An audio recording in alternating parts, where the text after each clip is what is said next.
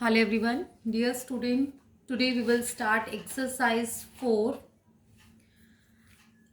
of Central Tendency chapter from Business Statistic book of BCom third semester book. Firstly, dear student, we will do the properties of arithmetic mean.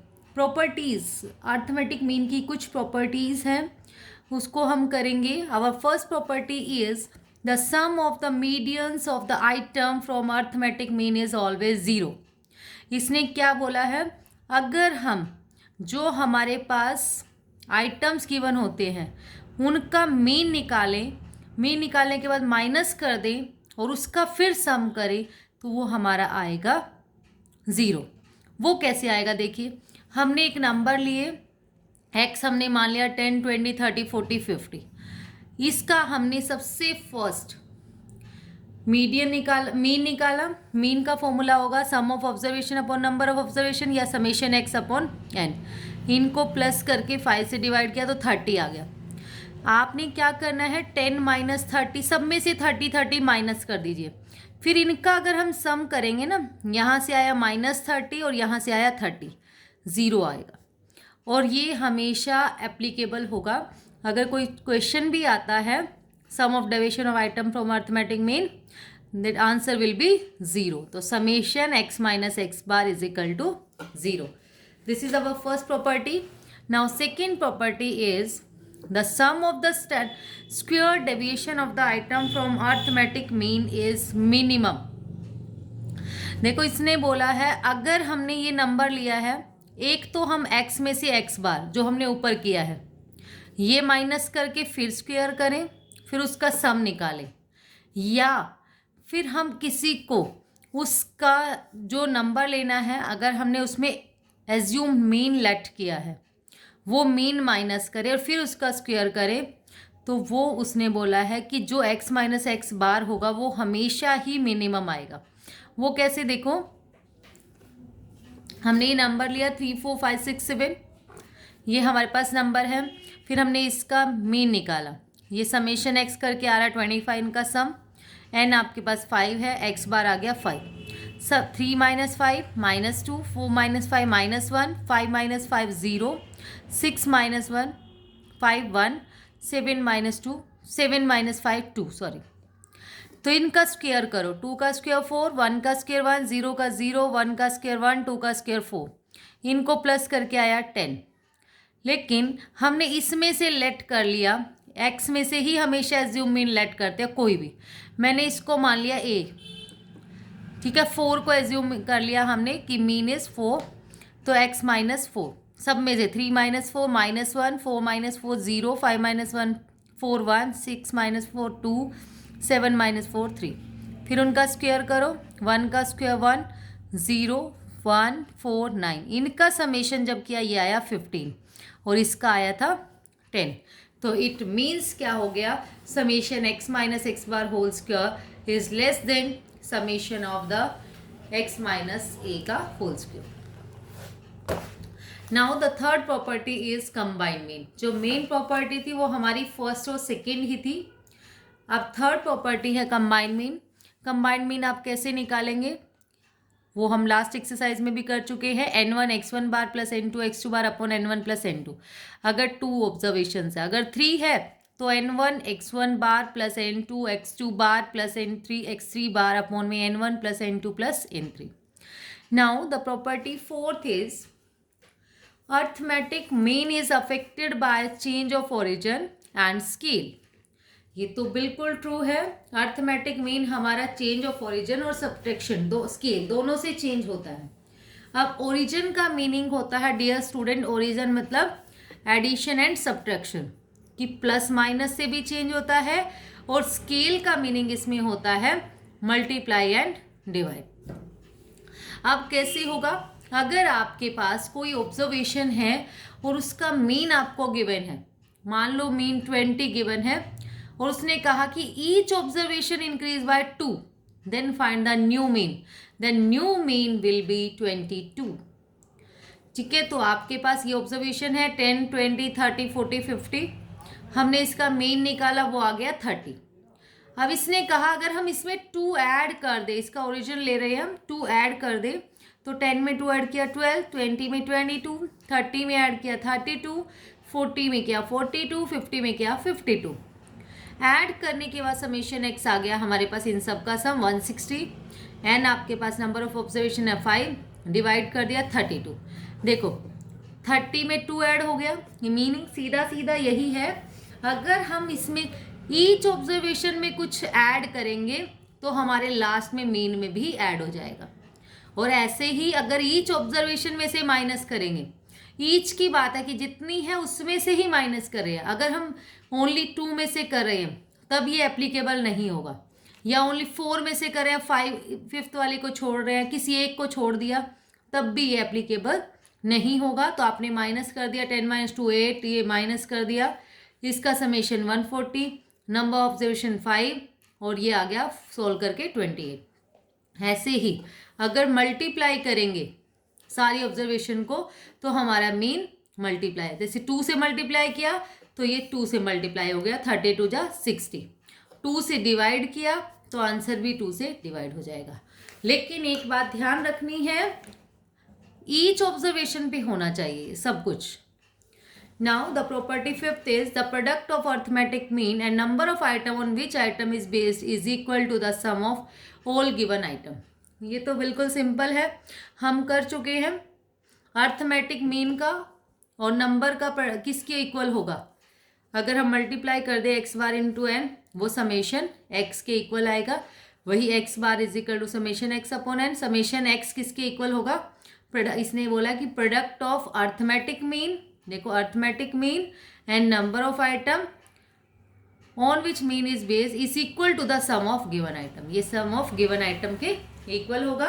और weighted arithmetic mean जो होता है वो होता है summation W X upon summation W. Now we will do the example of this exercise number 4। Example 22 है सबसे first, the arithmetic mean of a series is 50। जो अर्थमेटिक मीन है इस सीरीज का वो है आपके पास 50। What is the new mean x bar if each item is increase by 5। अगर ईच आइटम 5 से इंक्रीज हो जाए तो हमारा न्यू मीन क्या हो जाएगा, 15 + 5 20, एंड डिवाइड बाय 3 है। अगर ईच आइटम को डिवाइड बाय 3 कर देंगे तो हम इस मीन को भी डिवाइड बाय 3 कर देंगे। तो सिंपल है, when each item is increase by 5, new mean हो जाएगा 15 + 5 is equal to 20। Each item divide by 3 है तो हम भी डिवाइड कर देंगे, 15/3 इज इक्वल टू 5।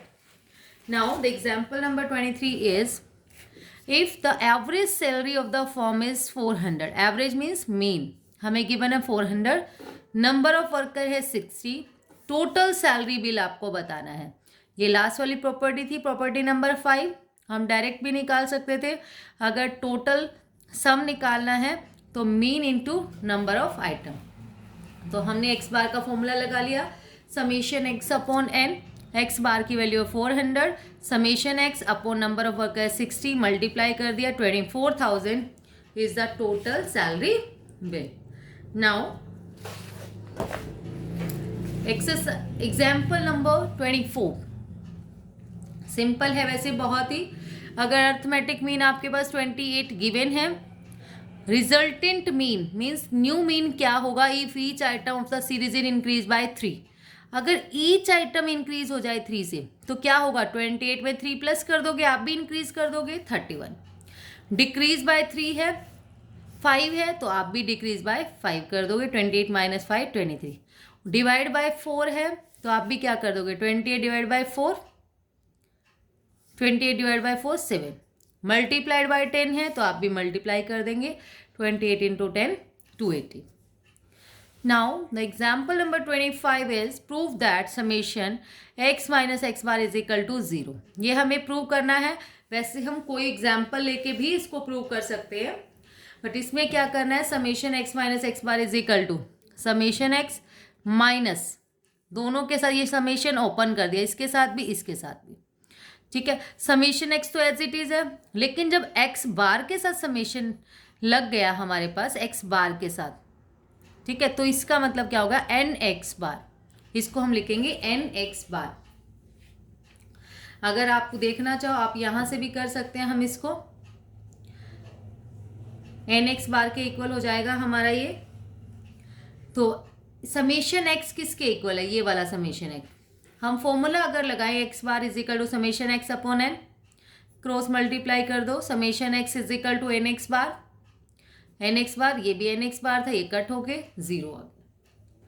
ठीक है, अगर कोई भी हमारी कांस्टेंट टर्म है उसके साथ हमारा एन आ जाता है automatic. Now example number 26 is weighted mean का है ये। वेटेड मीन बहुत ही ईजी एक्सरसाइज है आपकी। Calculate weighted mean. Weighted mean आपको कैलकुलेट करना है। ये आइटम गिवन है, वेट गिवन है। आपने क्या करना है, इसमें जो वेट है उसको W और जो अदर चीज़ है आपके पास उसको X। हमने कर लिया XW। बिल्कुल सेम जो डायरेक्ट मेथड मीन का होता है ना, वहाँ FX होता है, बस इसमें WX हो गया। बाकी सब कुछ सेम है। इससे मल्टीप्लाई करेंगे W की X से, इस 76 की 3 से, 74 into 6, 58 into 7, 70 into 3, 73 into 7। Summation WX आ गया 1961 और समेशन W हो गया 28। एक्स बार की वैल्यू आ जाएगी आपकी summation WX upon summation W। इसको कट करके हमारा आंसर आ गया 70.04।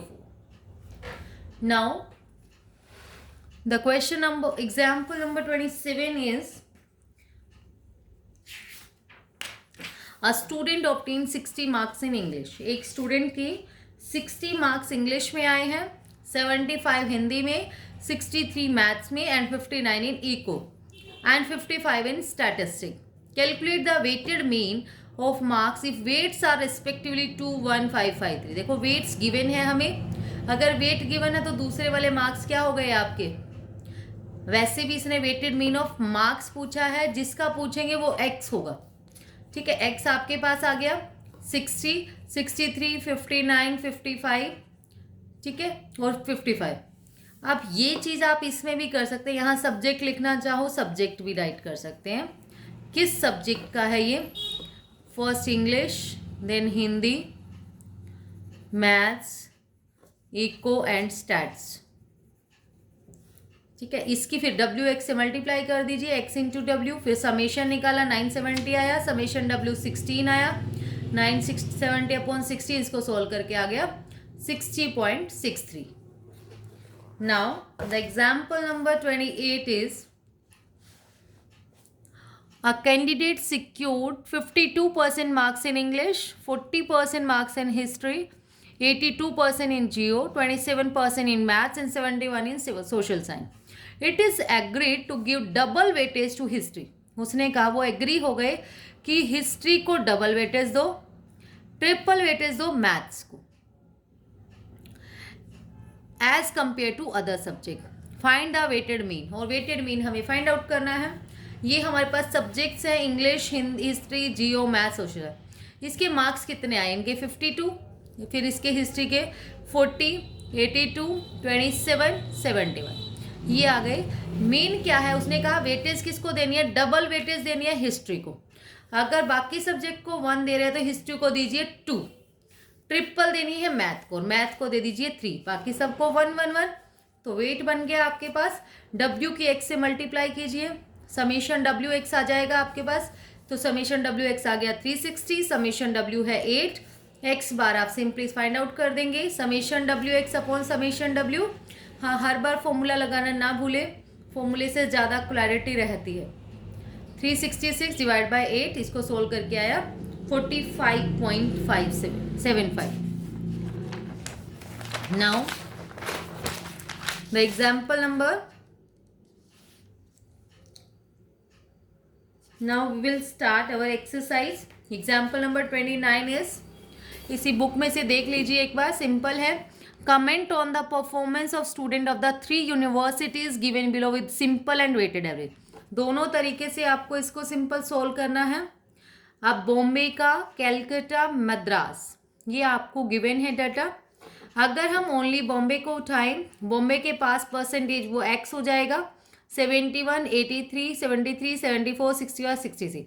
फिर हमने W हमारे पास है नंबर ऑफ स्टूडेंट, W के x से मल्टीप्लाई कर दी, समेशन WX आ गया।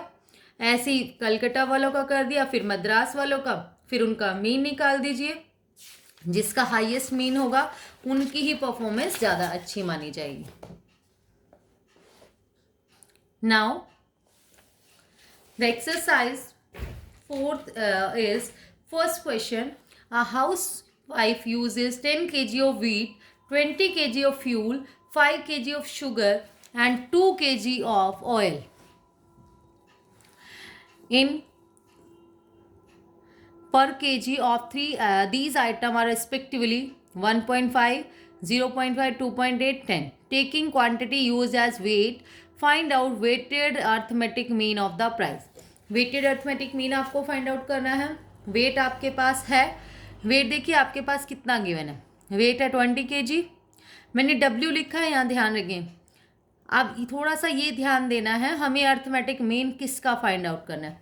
अर्थमेटिक मीन ऑफ प्राइस है, जो प्राइस होगा उसको आप x मानेंगे। इसमें कंफ्यूज नहीं होना कि कौन सा W है कौन सा x है। जो जिसका मीन आपको फाइंड आउट करना है ना, वो x होगा और बाकी दूसरा W होगा। ठीक है, ज़रूरी नहीं है कि मैं यहाँ पर WX स्टार्टिंग में ही लिखूँ फिर W लिखूँ, नहीं, ऐसा कोई ज़रूरत नहीं है। हमें स्टार्टिंग में 10 kg, 20, 5 और 2 kg गिवन था, वो W मानेंगे हम, क्योंकि प्राइस है हमारे पास वो x होगा। प्राइस हमने राइट किया 1.50 दिस W के x से मल्टीप्लाई, समेशन WX हमने फाइंड आउट किया, फिर रुपीज़ हमारे पास आ गया 59। इसकी इससे मल्टीप्लाई, इसकी इससे सोल्व करके आया, समेशन W आया हमारे पास 37। तो x बार क्या हो जाएगा, summation WX upon summation W, 59 upon 37 solve करके आ गया 1.59 पर kg। Now the question number 2 is, during the period of declining in stock market price, the stock sold for 50 per share on first day. First day उन्होंने किया 50 per share, 40 per share on the next day, 25 on the third day. If the investor bought, और investor ने क्या bot किया, 100, 120 and 180 share on the respectively 3 days. Investor ने by करे हैं first day 100, फिर 120, फिर 180। फाइंड द प्राइस पेड पर शेयर। देखो पर शेयर का आपको प्राइस फाइंड आउट करना है। ठीक है, जो पर शेयर है, जो भी हमें गिवन है पर शेयर जो फाइंड आउट करना है, वो हमारा होगा x। इसमें बिल्कुल पजल नहीं होना डियर स्टूडेंट, ध्यान रखेंगे। देखो लास्ट में गिवन भी जरूर होगा, पर शेयर है आपके पास, पर शेयर है तो वो x होगा, दूसरे वाला क्या हो जाएगा आपका w। ठीक है, तो W आपके पास हो गया 100, 120, 180 जो इन्वेस्टर ने बाय करे, और X पर शेयर हो गया 50, 40 और 25। WX आपने फाइंड आउट किया, इसकी इससे मल्टीप्लाई, इसकी इससे सॉल्व करके आ गया 14300। X बार हो गया summation WX upon summation W, solve करके आ गया 400। Now the question number 3 is, from the following result of 2 college A and B which is better. Statement मैंने नहीं राइट करी है, उसमें ये पूछा कि किस कॉलेज की परफॉर्मेंस ज़्यादा बेटर है। तो हम मीन निकाल के इसको बड़े इजी तरीके से बता सकते हैं। तो मीन में आपने क्या करना है, हमारे पास गिवन है MA, MCOM, BA, BCOM के स्टूडेंट, फिर अपीयर्ड और पास गिवन है। अपीयर्ड कितने थे और पास कितने हुए इसमें से, तो अपीयर्ड वाले जो है वो है 100, फिर 120, 150, 250, और पास वाले हैं हमारे पास 90, 96, 90, 75, 150। ठीक है, तो हमने पास परसेंटेज से ही हम पता लगा सकते हैं किसकी परफॉर्मेंस ज़्यादा बेटर है। तो हमने पास परसेंटेज फाइंड आउट किया। पास परसेंटेज आप कैसे करेंगे, देखो 90 अपॉन 100 इंटू दिस, टोटल पास और टोटल कितने स्टूडेंट थे, पास अपॉन में total into 100, 96 upon 120 into 100, 75 upon 150 into 100, 150 upon 250 into 100, और यहाँ से हमारा टोटल आ गया। ठीक है, ये हमारा x होगा जो पास परसेंटेज होगी, w की x से मल्टीप्लाई कर देंगे, सोल्व करके आ गया हमारे पास दिस। इसी तरीके से जो हमारे पास सेकंड वाला है, कॉलेज बी निकालेंगे, डब्ल्यू हमारे पास है, पास है, एक्स हम निकालेंगे, पास परसेंटेज, पास अपॉन टोटल इंटू 100, पास अपॉन टोटल इंटू 100, यहाँ से हमने निकाल लिया 52, यहाँ से हमारे पास आया 620 और इससे हमारे पास आया है, थोड़ा सा ध्यान दे लेंगे, इसमें कैलकुलेशन में मिस्टेक हो सकती है, कैलकुलेशन थोड़ी चेक कर लेंगे, बाकी मैथड विल बी सेम। तो जिसकी परफॉर्मेंस ज़्यादा अच्छी हो जाए 66.29 है, तो ये हमारे पास A college is better than, percentage of college is better than college B. ठीक है, और ये वाला कोई एग्जाम्पल गिवन है हमें 97 पे, ये सेम वैसा ही लिया है ताकि आपको थोड़ा सा क्लियर हो जाए। Now the question number 4 is, question number 4 भी बिल्कुल सेम 98 एग्जाम्पल की तरह ही है। उसमें भी हमें एग्जामिनेशन में हेल्प डिसाइड किया गया किसको स्कॉलरशिप अवार्ड देना है।